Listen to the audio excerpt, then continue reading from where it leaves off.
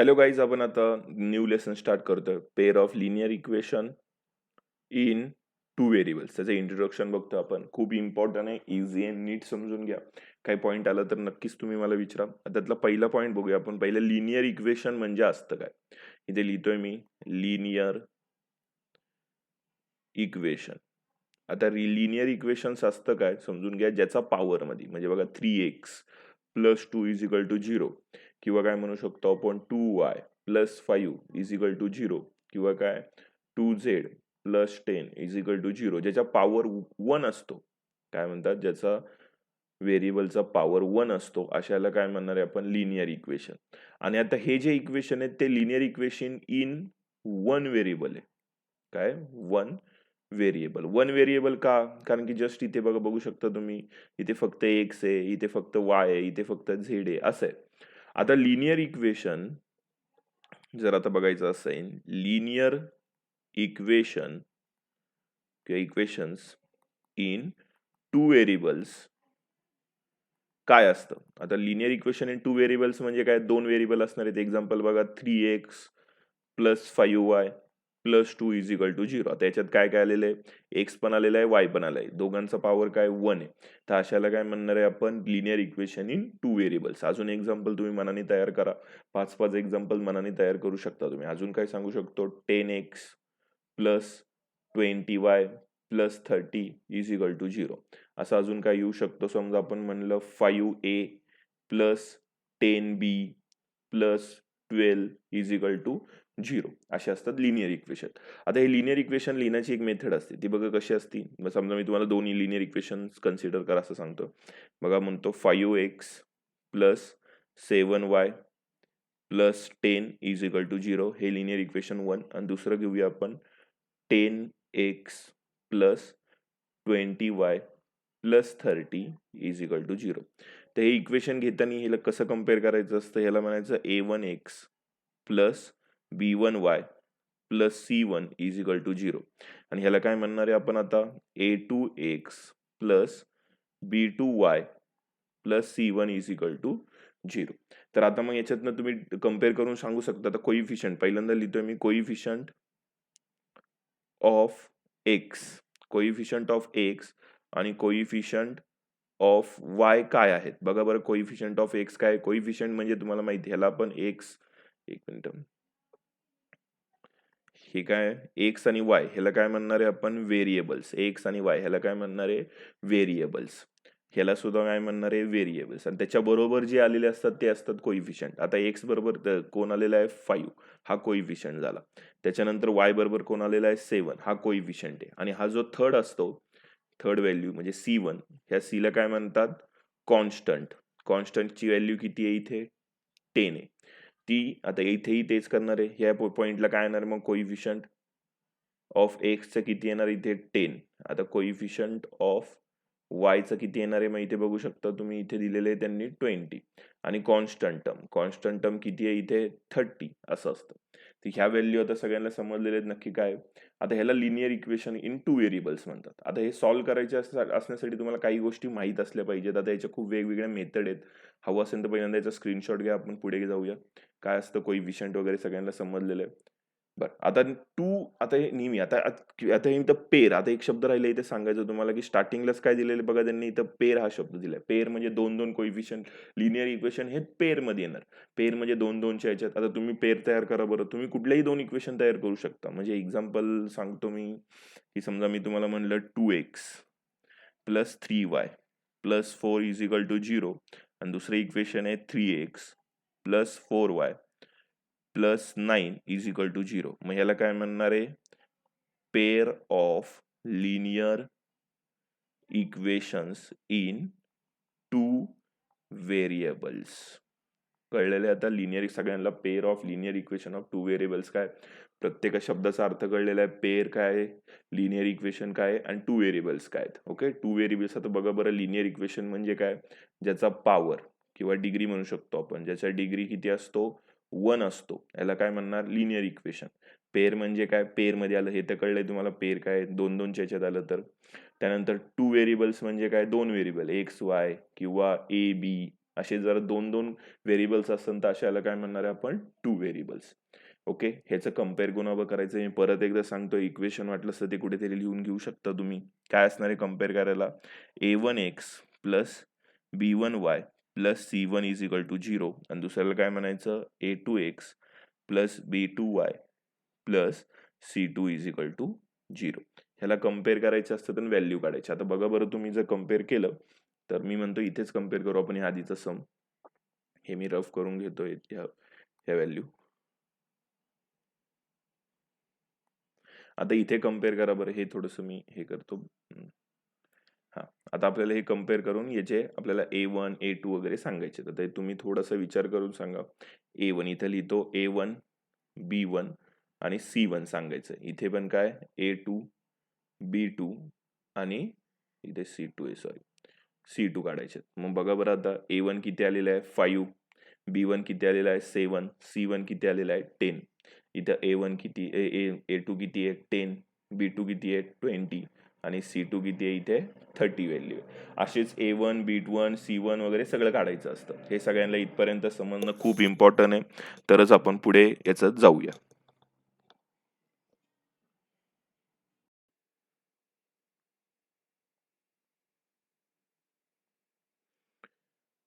आता बघा पुढे आपण pair of linear equation solve कसे करतात वगैरे बघूया. त्याचे मेथड काय काय आहेत हे सगळे बघूया. तर त्याच्या आता सध्या आपण शिकायचे दोन मेथड. पहिले आहे ग्राफिकल मेथड आणि काय असतं अल्जेब्रिक मेथड. ते इथे लिहितोय अल्जेब्रिक मेथड. अल्जेब्रिक मेथड काय हे मी आत्ताच तुम्हाला सांगितले कशा व्हॅल्यू असतात ह्या. a1x plus b1y plus c1 is equal to 0. नंतर a2x plus b2y plus c2 is equal to 0. हे इक्वेशन मध्ये आपल्याला अल्जेब्रिक फॉर्म मध्ये असतं. त्यानंतर ग्राफिकल मध्ये काय असतं, त्यातले 3 केस आहेत. त्यातली पहिली केस मी तुम्हाला दाखवतोय. पहिली केस काय, a1 upon a2 is not equal to b1 upon b2. म्हणजे काय बघा, आता त्यासाठी आपल्याला इक्वेशनची गरज आहे. मी इक्वेशन घेतोय इथे, तुम्ही कुठल्याही मनाने इक्वेशन घेऊ शकता.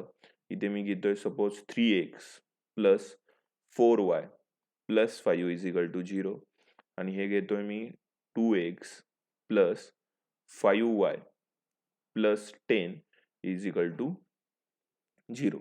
हे इक्वेशन 1 आणि 2 आहे. हे कम्पेअर कुणाबरोबर करायचे आहेत हे नीट समजून घ्या. हे कम्पेअर कुणाबरोबर, हे इक्वेशन पहिल्याच्यावर कम्पेअर करायचं आणि हे सेकंड बरोबर करायचं आणि त्याच्यावरतून तुम्हाला A1 A2 वगैरे काढता येईल. मग ते वाटलं असतं तुम्ही पहिले काढून घेऊ शकता. काय लिहिणार आहे मग आता मी, A1 ची व्हॅल्यू किती आहे 3, त्यानंतर A2 ची किती आहे 2, B1 ची किती आहे 4 आणि B2 ची किती आहे 5. आपल्याला आता एवढंच लागतंय. C1 C2 लागत नाहीये, मग ते घेत नाहीये मी. आणि आपल्याला हे प्रूव्ह करून दाखवायचं.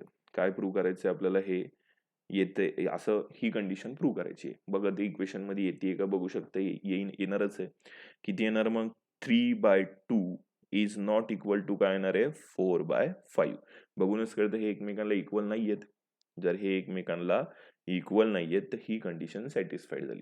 आता ही कंडिशन सॅटिस्फाईड झाली तुमच्या सम मध्ये. जर तुम्ही क्वेश्चन सॉल्व्ह करताना ही कंडिशन सॅटिस्फाईड झाली तर तुम्ही काय करणार, पहिल्यांदा टॉपिक समजून घ्या. मी तुम्हाला याच्यावरती क्वेश्चन घेऊया.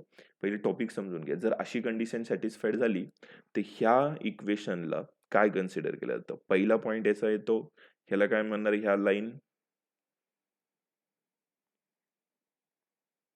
काय म्हणणार आहे आपल्याला,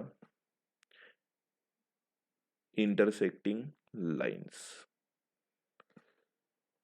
परत सांगतो, ह्याला काय म्हणणार आहे इंटरसेक्टिंग लाईन्स. नंतर अजून काय म्हणणार आहे ह्याला, ह्या इक्वेशनला सोल्युशन फक्त एक असतं.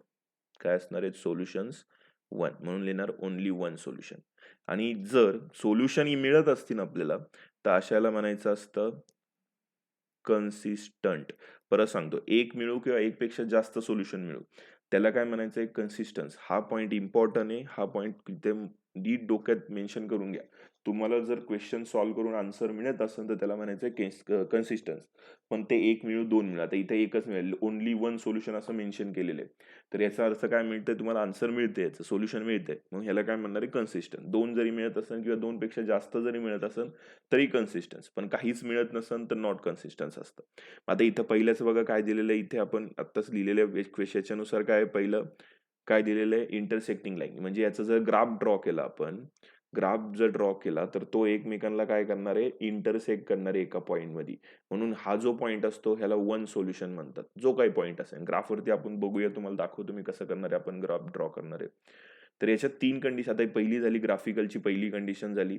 या कंडिशनला काय येणार, इंटरसेक्टिंग लाईन असणार आहेत जर A1/A2 is not equal to B1/B2 असेल तर. आता पुढची कंडिशन हे हवं असेल तर पहिल्यांदा याचा स्क्रीनशॉट घ्या, आपण नेक्स्ट टॉपिककडे वळूया.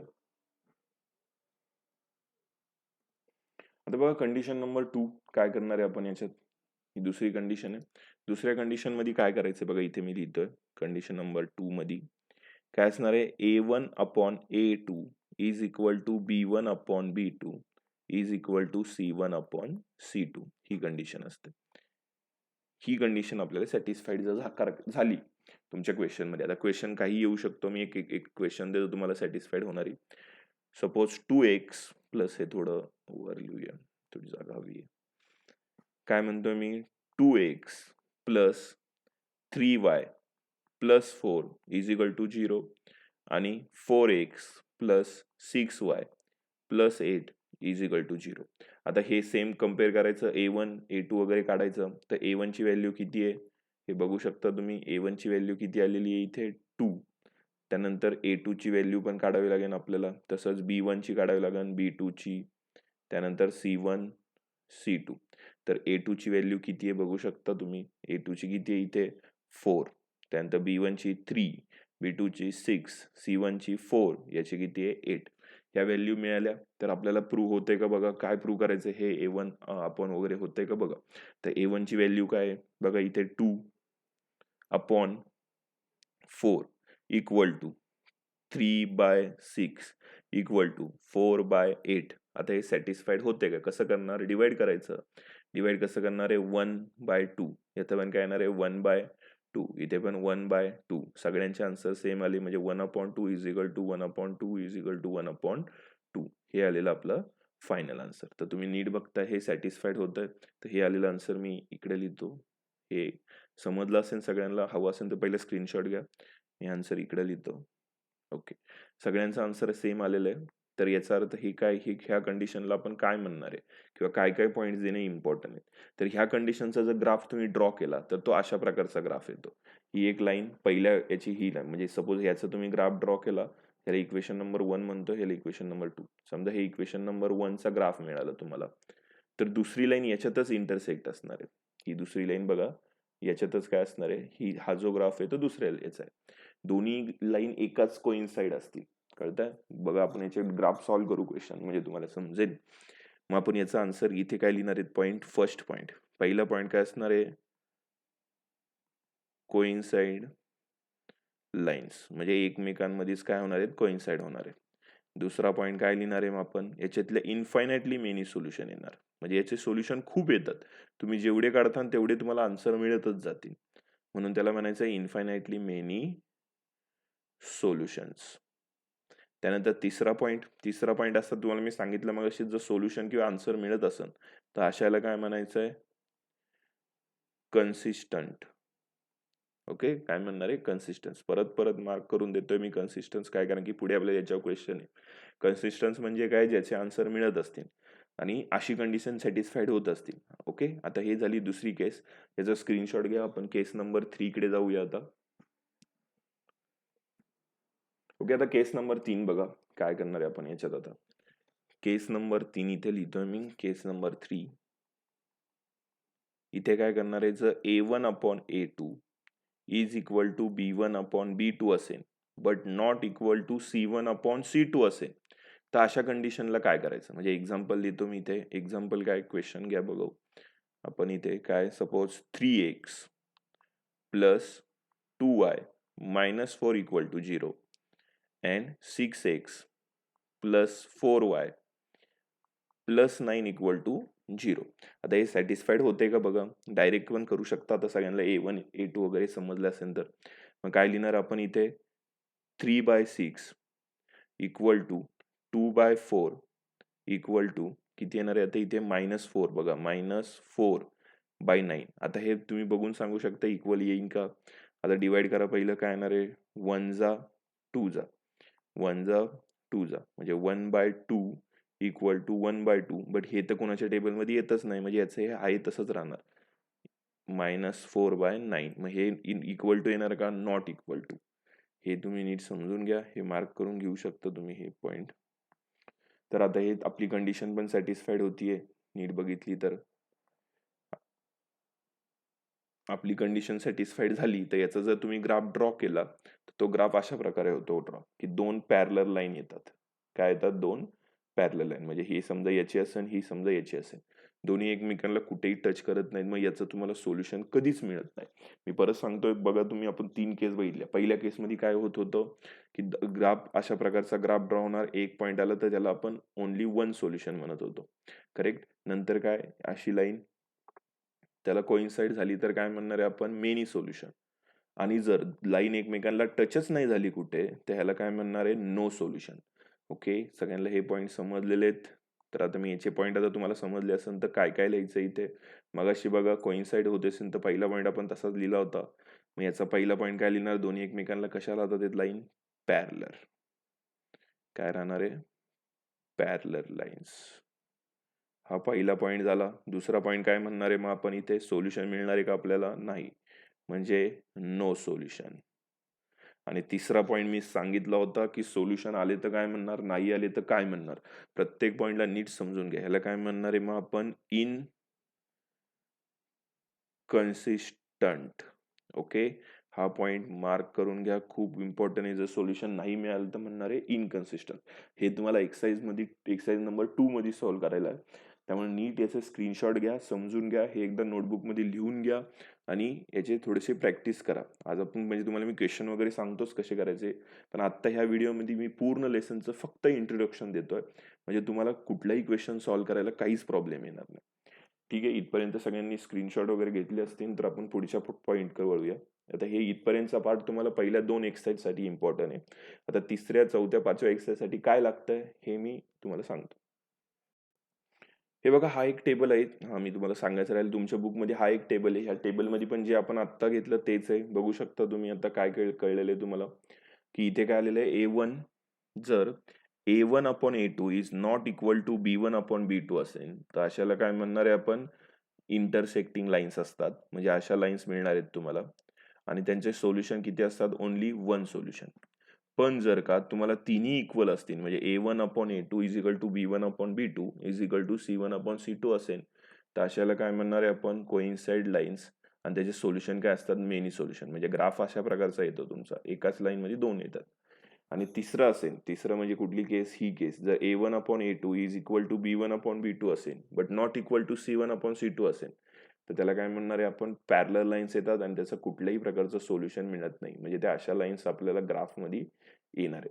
हे सगळ्यांना समजलंय. पहिल्या दोघांना काय म्हणणार आहे आपण कन्सिस्टन्स आणि शेवटच्याला काय म्हणणार आहे आपण इनकन्सिस्टन्स. हवं असेल तर तिथे तुम्ही बुकमध्येही लिहून घेऊ शकता. ते तुमच्यावरती डिपेंड. वाटलंच तर मी इथे कुठेतरी लिहून देतो. काय म्हणणार आहे आपण ह्याला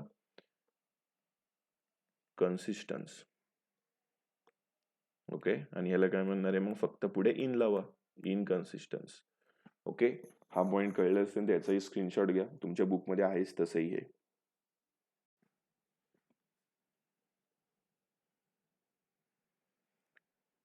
ओके. तर आपण आता तुम्हाला मी सांगतो एक्सरसाइज नंबर 3.3 3.4 आणि 3.6 यांच्यासाठी काय काय लागणार आहे. त्यांच्यासाठी आपल्याला मेथड असतात. हेच सम सॉल्व्ह करण्याचे लिनियर इक्वेशन सॉल्व्ह करण्याचे काही वेगवेगळ्या मेथड दिलेले आहेत. त्यांच्यासाठी वेगवेगळे एक्सरसाइज बनवलेली. तर तुम्हाला मी सांगतो कसं कसं असणार आहेत कुठल्या कुठल्या असणार आहेत. तर त्यातले मी इथं लिहितो अल्जेब्रिक मेथड्स. अल्जेब्रिक मेथड त्यातली पहिली मेथडचं नाव लिहितो इथे. पहिली मेथड असणार आहे सबस्टिट्यूशन मेथड किंवा सबस्टिट्युटिंग म्हणलं तरी चालू शकतं. Substitution method. दुसरी मेथडचं नाव असतं इलिमिनेशन मेथड, इलिमिनेशन मेथड, आणि तिसरी असती क्रॉस मल्टिप्लाय, एक मिनिट,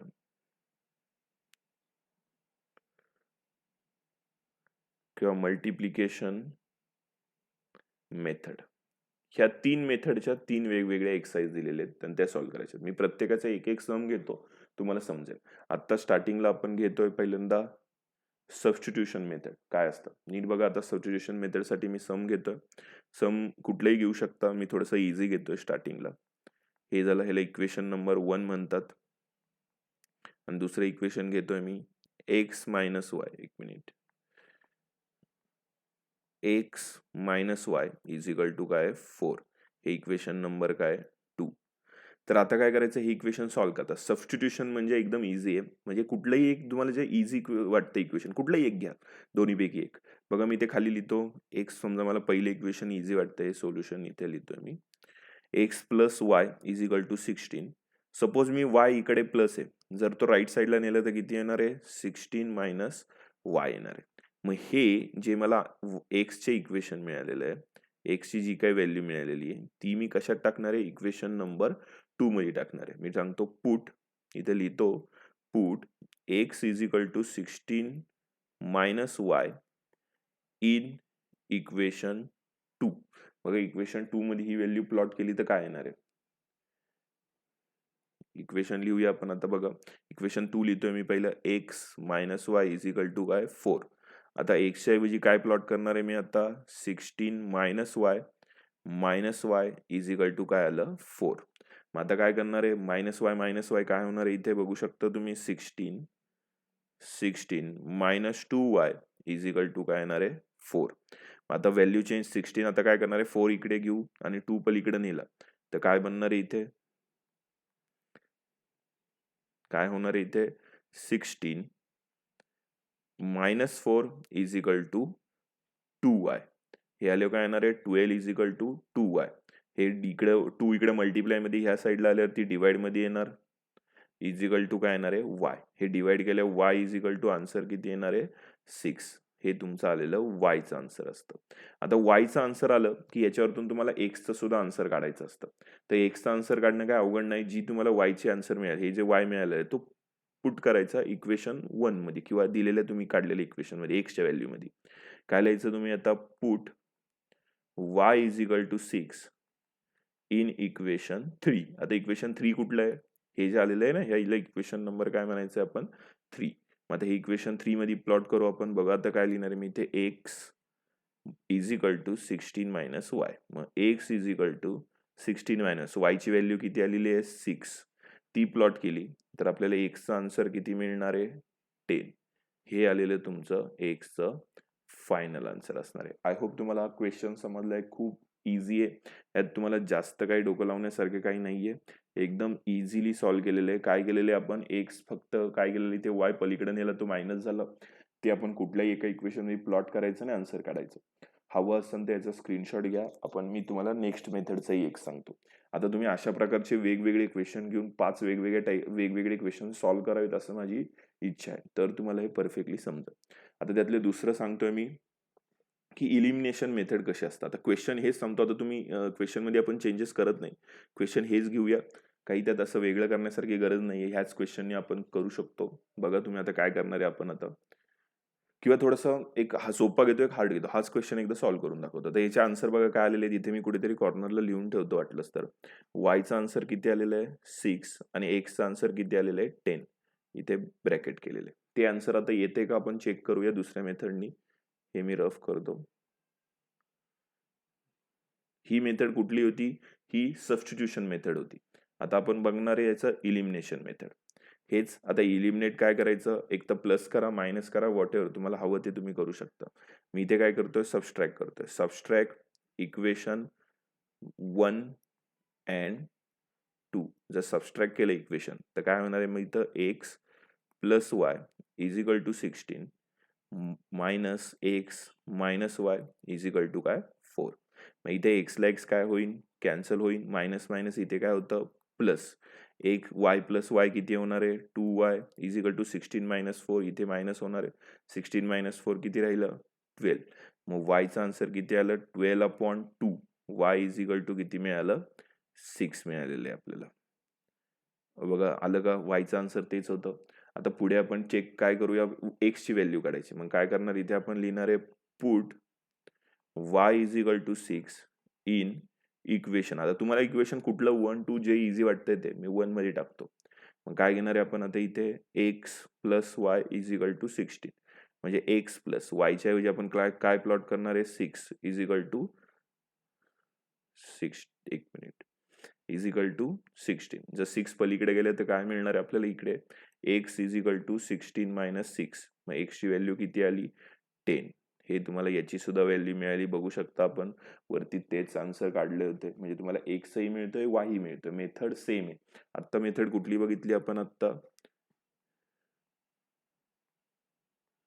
ही मेथड होती इलिमिनेशन मेथड होती इलिमिनेट केलं आपण एक्स पहिला इलिमिनेट केला बघा इथे बघू शकता तुम्ही एक्स काय केलं आपण इथे इलिमिनेट केलं आणि सॉल्व्ह केलं म्हणून ह्याला इलिमिनेशन मेथड म्हणतात इझी सगळ्यात इलिमिनेशन मेथडच आहे किंवा तुम्हाला हवी ती मेथड तुम्ही करू शकता याच्यानंतर मेथड बघायची क्रॉस मल्टिप्लिकेशन मेथड पण याचंच मी तुम्हाला अजून एक क्वेश्चन सॉल्व्ह करून देतो हे खूप इझी क्वेश्चन होतं म्हणून खूप आरामात झालं याच्या प्रकारचं मी अजून एक तुम्हाला सॉल्व्ह करून दाखवतो इलिमिनेशनचा म्हणजे तुम्हाला अजून परफेक्ट समजेल हे मी रफ करून घेऊया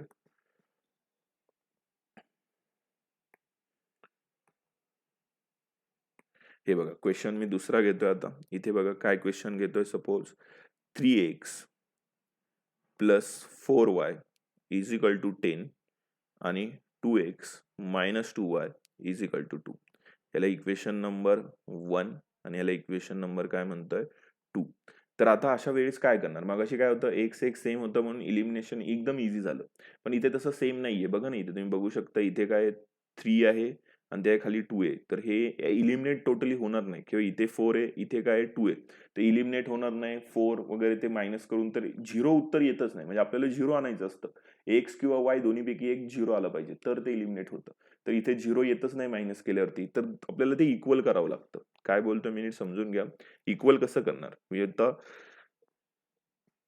बघा आता थोडंसं नीट विचार करायचंय का तुम्हाला इथे मी सांगतोय नक्की काय करणार आहे इक्वेशन तर येईल मला सांगा पहिल्या इक्वेशनला किती दोघांमध्ये आपण काय इक्वल करण्याचा प्रयत्न करू शकतो जर आपण इक्वेशन नंबरला 2 ला जर 2 नी मल्टिप्लाय केलं तर इथे काय येणार इथे 4 येईल ना मग 4 आणि 4 मायनस करायला इझी जाईल मग आपण तेच ट्राय करूया बघा इथे लिहितो मी मल्टिप्लाय इक्वेशन 2 बाय कितीनी 2 नीच जर इक्वेशन 2 ला 2 नी मल्टिप्लाय केलं किती येणार आहे मग त्याचं 4x minus 4y is equal to काय 4 हे इक्वेशन नंबर किती मिळालेले आपल्याला हे इक्वेशन पहिले 2 होते ठीक आहे आणि हे जे मिळालेले हे इक्वेशन नंबर किती असणार आहे आपलं 3 आता इक्वेशन नंबर 3 मिळालं मग सबस्ट्रॅक्ट करायचंय आता दुसऱ्याचं यूज करून तिसरं केलंय मग दुसरा नाही यूज करायचा आता काय लिहिणार मग आपण पहिले इक्वेशन जे तुम्हाला आता इक्वेशन नंबर पहिलं 3 घेऊया काय लिहिणार सबस्ट्रॅक्ट इक्वेशन 3 अँड 1 आता बघा 3 म्हणजे काय घेणार आहे आपण इथे 4x minus 4y is equal to 4 minus equation number 1 बघू शकता तुम्ही काय 3x plus 4y is equal to काय 10 आता हे सॉल्व्ह करायचं तर बघा बरं 4 मायनस 3 किती येणार आहे जस्ट 1x 4 मायनस 4 इथे आता मायनस नाही पण सॉरी मग तिथे चुकणार मायनस केलं तर काय होणार ते अजून मायनस होईल मग आपण काम काय करू इक्वेशन थोडंसं बदलू आणि प्लस करू काय करणार इथे प्लस करणार आहे ऍडचं सबस्ट्रॅक्शनच्या ऐवजी काय म्हणूया आपण इथे ऍडिंग बघा ऍडिंग केल्यावर काय येणार इथे 7x बघा -4 + 4 काय राहणार आहे ते एकमेकांना कॅन्सल आउट होतील आणि 4 + 10 किती येणार आहे 14 मग आता 7x आलं तर इथे पुढे काय लिहिणार आहे मग आपण आता 7x इज इक्वल टू 14 7 इकडे आलं तर डिवाइड मध्ये येणार आहे 14 डिवाइड बाय 7 मग x is equal to answer किती मिळणार आहे आपल्याला 2 बघा x मिळालं आता y काढायचं तर y प्लॉट करणं काही एकदम इझी आहे काय लिहिणार तुम्ही put x is equal to 2 in equation whatever तुम्हाला कुठलं इझी वाटतं त्यात टाकू शकता. मी इक्वेशन नंबर 1 मध्येच टाकतो. तर काय इक्वेशन लिहिणार आहे पहिल्यांदा आता 3x plus 4y is equal to काय 10. x ची व्हॅल्यू आपल्याला प्लॉट करायची आहे म्हणजे 3 तसाच x च्या ऐवजी काय लिहिणार आहे multiply by 2 plus 4y is equal to काय 10. मल्टिप्लाय केल्यावर किती येणार आहे 6 plus 4y is equal to 10. 6 पलीकडे गेले ते काय होणार आहे इथे 4y is equal to 10 plus 6 म्हणजे 4y इज इक्वल टू 16. 4 पलीकडे गेल्यावरती डिवाइड मध्ये होणार आणि y चा आन्सर किती मिळणार आहे आपल्याला 4. म्हणजे x ही मिळाला आणि y ही मिळालेलं आहे आपल्याला. बघू शकता तुम्ही आता हे आन्सर आलेले आहे. x सुद्धा मिळाला आहे आणि y हे मिळाले. कुठल्या मेथडनी इलिमिनेशन मेथड. आता तुम्ही इथं सबस्ट्रॅक्ट करायचं ऍड करायचं हे टाइम नुसार डिपेंड करतं की कोण कॅन्सल आउट होतंय याच्यावरती डिपेंड असतं. हे मी रॅन्डमली जस्ट मनाला वाटलं असं इक्वेशन घेऊन सॉल्व्ह केलं. तर तुम्हीही अशा प्रकारचे वेगवेगळे इक्वेशन घेऊन सॉल्व्ह करा तुम्हाला येऊन जाते.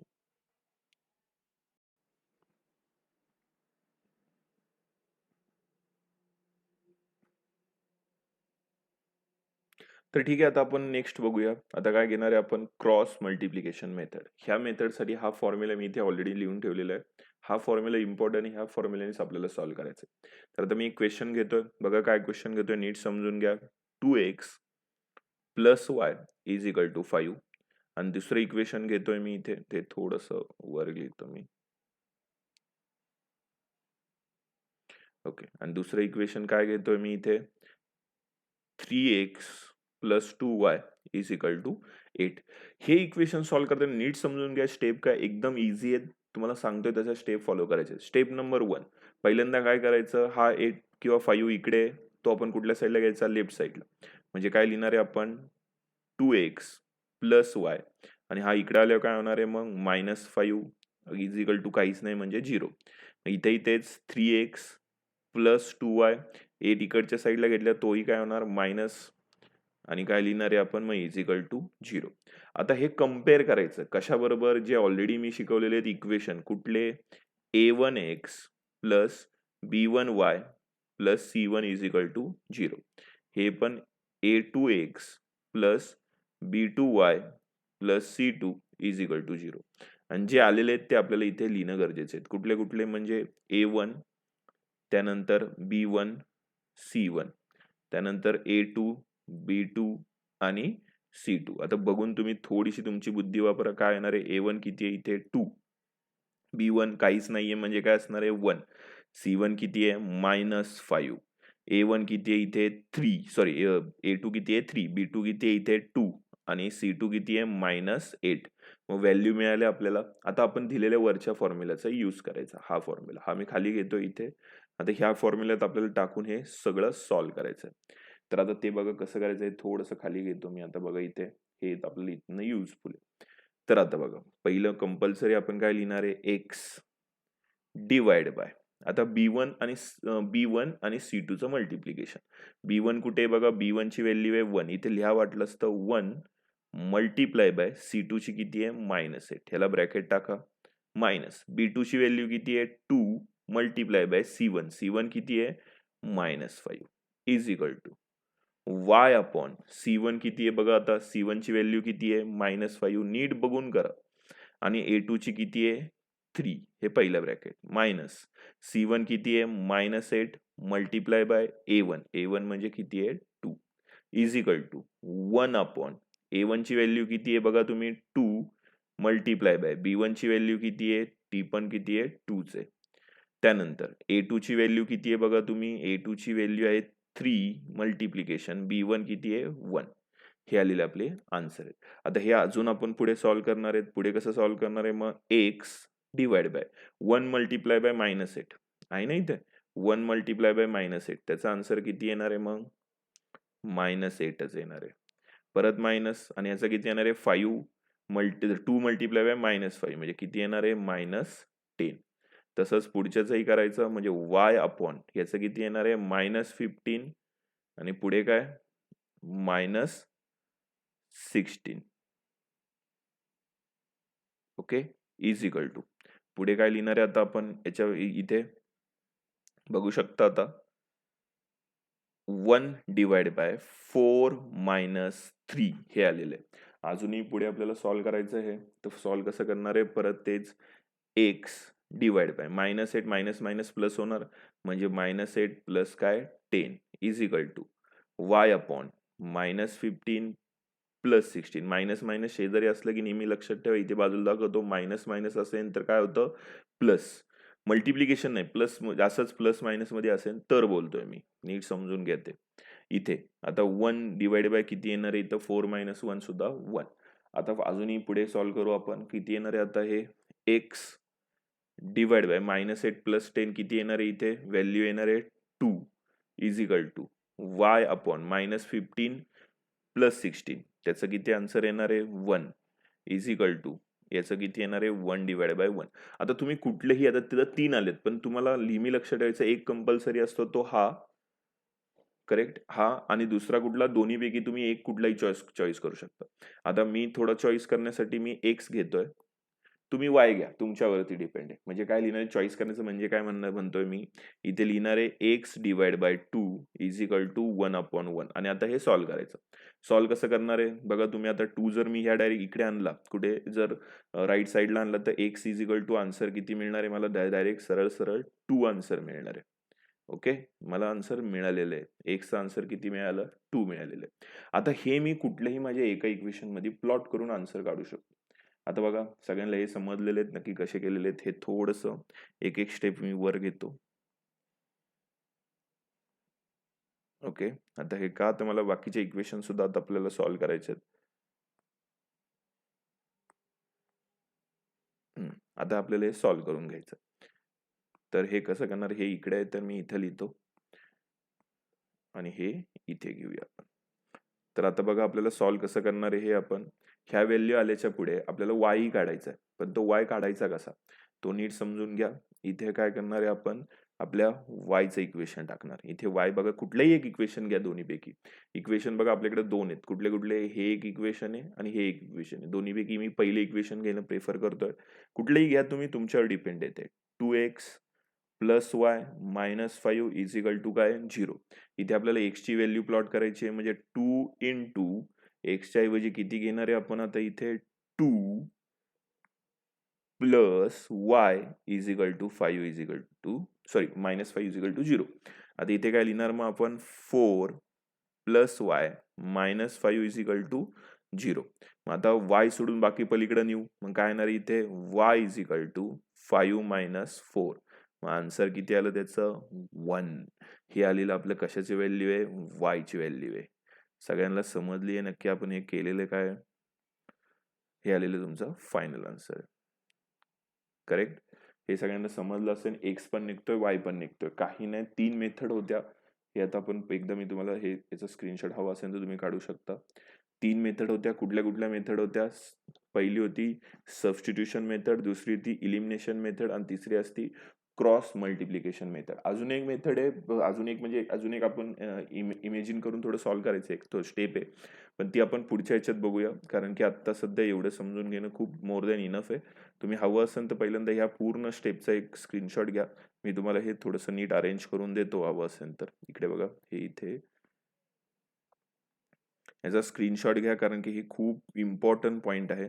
याच्याशिवाय तुम्ही पूर्ण क्वेश्चन सॉल्वच करू शकत नाहीत. हा तुम्हाला याच्यावरती पूर्ण एक एक्सरसाइज आहे, त्याच्यामुळे हे समजणं खूप गरजेचं आहे. याचा एकदा स्क्रीनशॉट घ्या म्हणजे आपण पुढे जाऊया. हे बघा हे थोडं वर घेतलं मी. आता थोडं झूम करतो आणि याचा एकदा लास्ट स्क्रीनशॉट घ्या. ओके, सगळ्यांना हा क्वेश्चन समजला असेल नक्की काय करतोय आपण. फॉर्म्युला खूप इम्पॉर्टंट आहे. कुठला फॉर्म्युला आहे, हा वरचा आलेला आपला हा फॉर्म्युला आहे. ह्या फॉर्म्युल्याशिवाय आपण क्रॉस मल्टिप्लिकेशन सॉल्व्ह करू शकत नाही.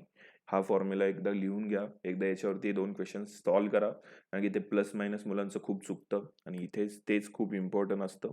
त्याच्यामुळे त्याचं एकदा नीट ट्राय करा. तुम्हाला मी प्रत्येक हे एवढी जर तुम्ही नीट केलं व्हिडिओ, तर मला नाही वाटत तुम्हाला काही प्रॉब्लेम येणार आहे ह्या लेसनमध्ये. Okay, thank you.